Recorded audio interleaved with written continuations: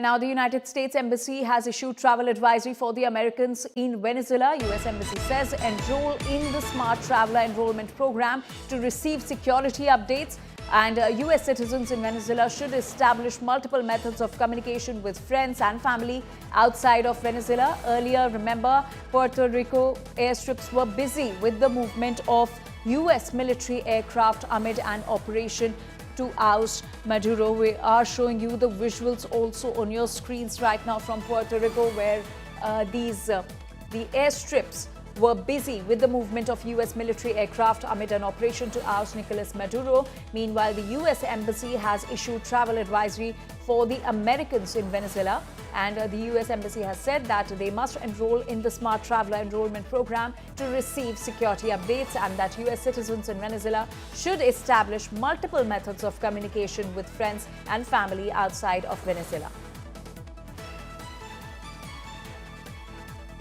And on your screens, you can also see the Puerto Rico airstrips that were busy with the movement of US military aircraft amid an operation to oust Maduro. So we just now told you how the operation was executed. The mission Absolute Resolve was executed by the United States. The planning was done well in advance. For months, they had been rehearsing. They have been keeping a track, and they have been keeping an eye on the movements of Nicolas Maduro. And that is what helped them to carry out this operation with so much ease. In fact, they also practiced and rehearsed in a replica of the presidential compound. They had blow torches. Also, they were equipped with the blow torches, and that is how they captured Nicolas Maduro. And we're now learning that there were the earlier Puerto Rico airstrips were also busy with the movement of US military aircraft amid the operation was underway to oust Nicolas Maduro.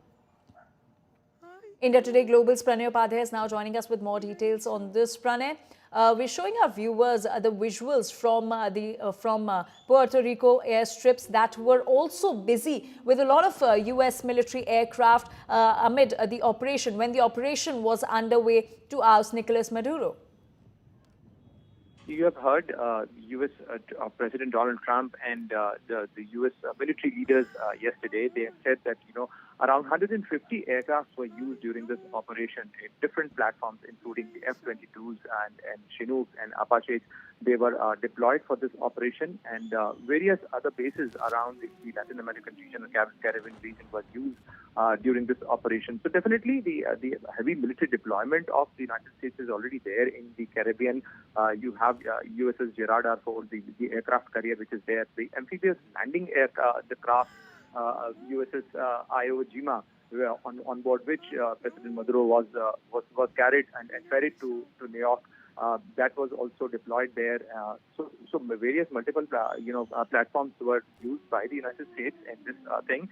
And I was just speaking to people of in Caracas, and just to gauge that what exactly is the situation there in Caracas and in Venezuela as far as the Indians are concerned. So I can tell you that people are worried about the uncertainty, because still the administration is in the hand of the same set of people. People are facing uncertainty, and in some of the areas of the Caracas which are badly impacted around the Fortuna and other places which are badly impacted by the U.S. bombing. So there are no bar right now. People are facing hardship because people are restricted to their homes only, and there are only few supermarkets and shops are open.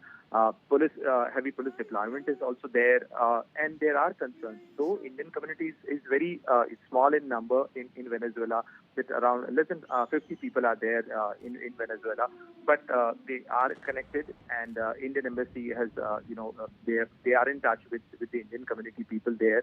So situation remained in flux right now. There is no certainty about the way forward for the Venezuelan people and gathering and their affairs. But yes, the people, as far as the Indians are concerned, we can tell that people are safe. There is no impact as far as the Indians are concerned in Venezuela.